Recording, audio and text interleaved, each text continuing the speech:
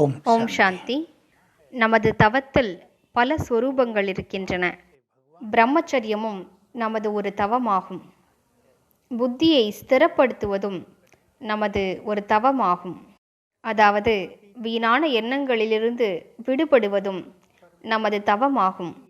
மேலும் சதா யோகத்தில் நிலைத்திருப்பது என்பது மிகப்பெரிய தவமாகும். பாபாவின் இந்த யஜ்யத்தில் முழுமையான ஒத்துழைப்பை வழங்குவது, முழுவதுமாக அர்ப்பணித்து விடுவது, ஈஸ்வரிய கட்டளைகளின்படி நடப்பது, இவையும் நமது அழகான தவமாகும். நாம் உயர்ந்த தபஸ்விகளாவோம். தியாகத்தின் மூலமாகவே தவம் பலனுள்ளதாக ஆகிறது. தியாகத்தின் பலமும் நம்மிடம் அவசியம் இருக்கிறது. பாபா பூமிக்கு வந்தார், நமக்குள் தியாகத்தின் விதையினை விதைத்திருக்கிறார். அனைத்திலும் முதன்மையாக மனோவிகாரங்களை தியாகம் செய்வித்தார்.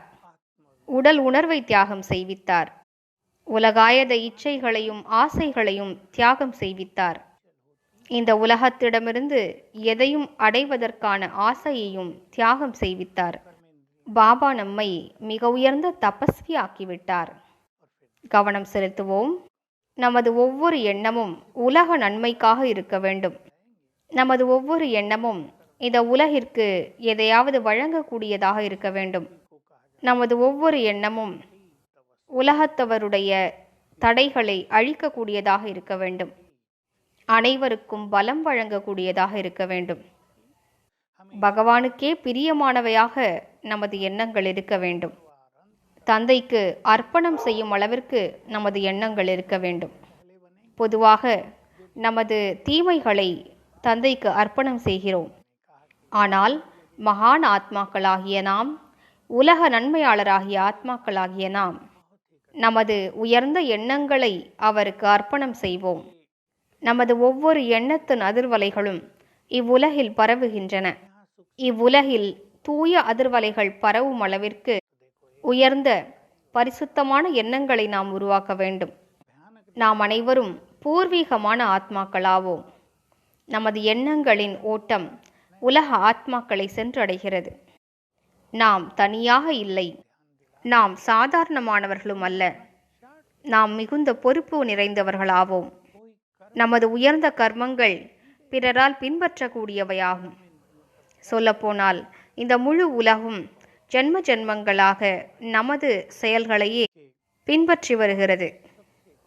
நமது வார்த்தைகள் கூட பிறருக்கு பலனளிப்பவையாக, நல்ல தூண்டுதல்களை கொடுக்கக்கூடியவையாக, பிறருக்கு பலவற்றை கற்பிக்கக்கூடியவையாக, அவர்களது துக்கங்களை போக்கக்கூடியவையாக இருக்க வேண்டும்.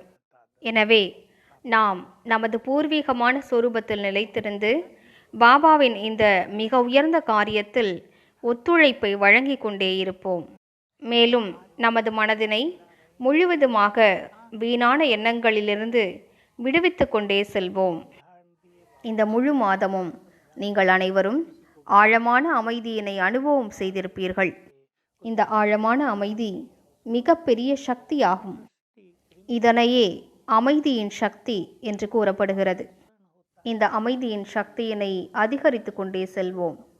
எந்த அளவிற்கு நாம் உயர்ந்த எண்ணங்களில் நிலைத்திருப்போமோ அந்த அளவிற்கு இந்த உயர்ந்த சக்தி சேமிப்பாகிக் கொண்டே செல்கிறது. வரக்கூடிய காலகட்டத்தில் இந்த சக்தி மிகுந்த உதவி புரியும். யார் சுயத்திற்குள் இந்த அமைதியின் சக்தியை நிரப்பியிருப்பார்களோ அவர்களுக்கு தேவையானவை கிடைத்து கொண்டே இருக்கும்.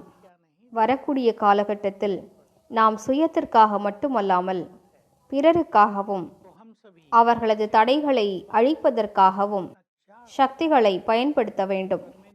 எனவே அமைதியின் சக்தியினை அதிகரித்து கொண்டே செல்வோம். இன்று முழு நாளும் மனதினை ஆழமான அமைதியில் நிலைக்கச் செய்வதற்கான பயிற்சியில் ஈடுபடுவோம். முதல் எண்ணத்தை உருவாக்குவோம். ஆத்மாவாகிய நான் அமைதி சொரூபமாவேன். அமைதி எனது அலங்காரமாகும். நான் அமைதி குடிலாக இருக்கின்றேன். சித்தத்தினை அமைதிப்படுத்துவோம். எனது அனைத்து எண்ணங்களும் அமைதியாகட்டும். ஆழமான அமைதியினை அனுபவம் செய்வதற்காக நான் தனிப்பட்டவன் மற்றும் இந்த உடல் என்னிலிருந்து தனிப்பட்டதாகும்.